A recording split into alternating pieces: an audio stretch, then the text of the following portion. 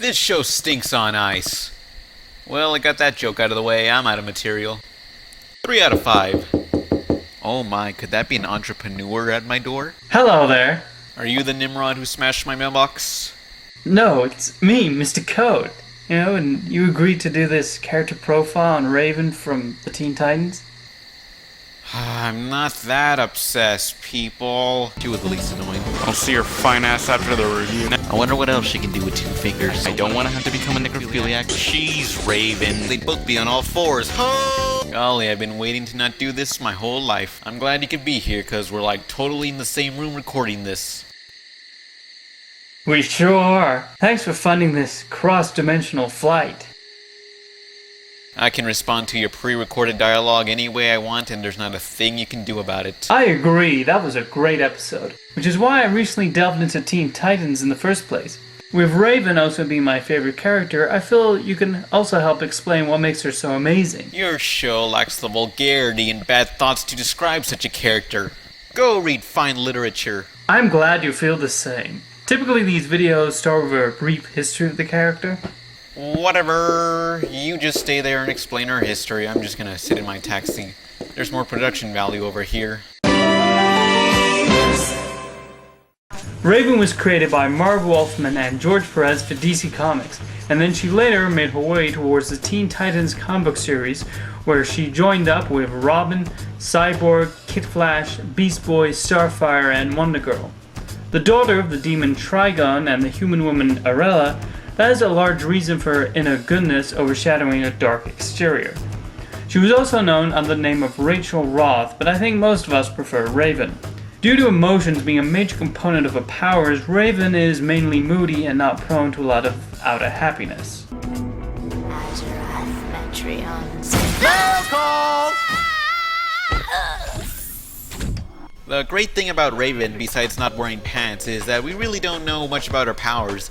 She's got telepathy and the ability to fly, which, of course, being able to fly automatically makes you better than everyone else.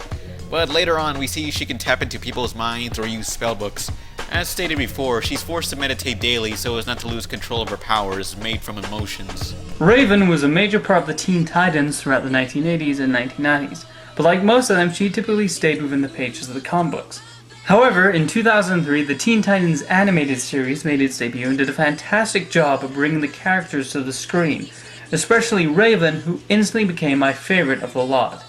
A large part of that is not only her appealing design, which combined her darkness with the necessary likable and attractive appeal, but Tara Strong's voice work too.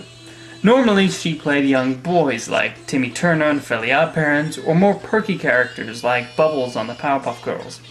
However, with Raven, she used more of a gravelly voice that worked in selling not only Raven's aggression, but her sarcastic humor as well.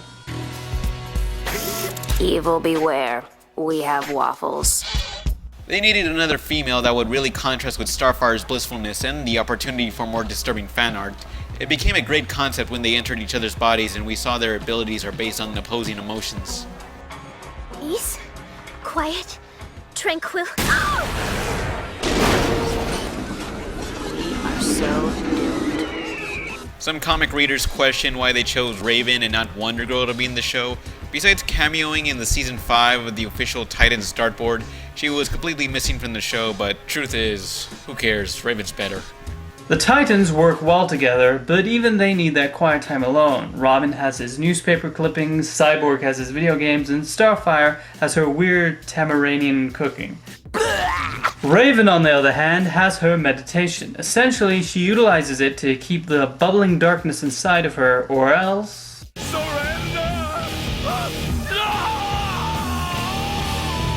While editing this video, I just gotta wonder if I talk way too fast or he just talks way too slow. I really can't tell. Trigon being an abusive father, the devil, and the 60 billion double dollar man, Raven lived her life knowing she'd cause the end of the world. No matter how much time she spent meditating and learning self-control, she was never able to stop it. Raven's big hour comes in the 4th season, my favorite in the series. Based on the Terror of Trigon story arc of the comic books, this was one of those cases where the darkness starts to overwhelm Raven in a serious way, and she's probably at her most secretive from the rest of the team during this season. Considering her father is a gigantic demon bent on destroying the universe, this is definitely the show at its most serious, and you know he's evil and even Slade wants to stop him. Of course, it all works out in the end, and it really shows Raven's growth as a character.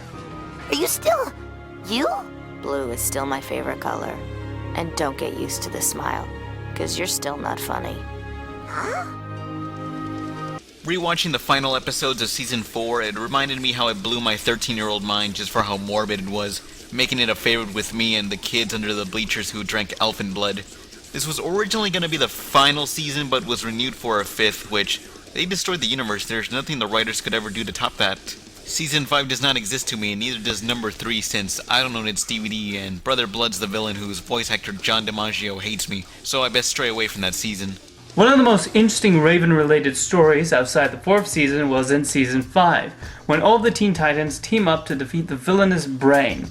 She babysits a trio of child superheroes, and even though she is initially visibly annoyed at them, she grows to admire them and become their mentor.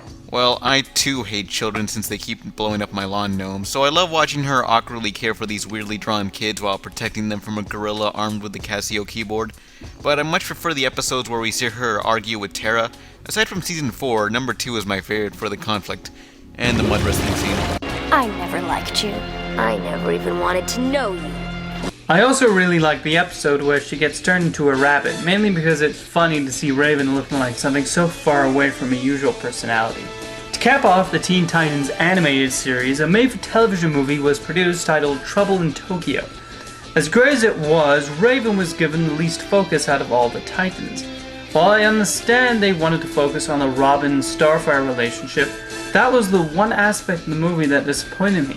But she has some strong moments nonetheless, like her continuous reactions to Beast Boy, a key part of their relationship in the series. Don't touch anything. Yeah, she was almost useless in that movie. At least the law finally went after the Titans and rightfully arrested them for their crimes against humanity. I'll go more into that movie once I feel like reviewing Trouble in Tokyo. Where's my Puffy Amiyumi tickets, Japan? So with the show done, I would like to see a live-action Teen Titans put into production. I mean, if they could do all with Green Lantern and all things, I want to see the Titans get their own movie. Your thoughts on a Teen Titans film, Pan? It's gonna suck. I think DC should get Marvel to do their films. The only good thing about the Green Lantern movie was the random Pokemon cartridge lying around, and it wasn't even leaf green version, so screw Burt Reynolds. Come back when you make Cannonball Run 3. Variety magazine reported the CW is planning a TV series for Raven as sort of a replacement for Smallville. No news has surfaced since it was announced December 3rd, so who knows the status of that show. If it does materialize, they can call me up to inspect the actors auditioning for Raven. I'm also looking forward to the show, though I'm not sure who they could cast as Raven. If she wasn't attached to play Gwen Stacy in the upcoming Amazing Spider-Man, I could see Emma Stone playing the part. Raven is one of the most underappreciated characters in the DC Comics and is pretty much the scene stealer of Teen Titans. And even though Beast Boy is the comic relief of the show, I find Raven to be the funniest Titan. I also think she's kind of cute. Anyway, it's been great being a cartoon for a while, but it looks like we have said all we can about Raven. So Pan, for this special video, did you order some pizza for dinner? Gee, I don't know. Did you buy me a fur coat? Well, don't worry, I just called up pizza. No. How about we stand still with our hands over our faces, sniffing this crumbly piece of bread? It'll give me less to animate. That sounds great. You know, I just realized this video switching between the two of us contradicts everything I said in the last video. That sounds great. How do I live with myself? That sounds great. See. Time to cuddle up with your old pal Toonami. Raven protects 3 young superheroes in the Teen Titans at 8. Naruto trains hard to defeat Gato at 9. Team Satomi faces down the fierce Team Black Egg in IGPX at 10. Can this kid crack the egg? And Bobo becomes a pasta prima donna at 10:30. Cobra Bear! Toonami, Saturday night from 7 to 11.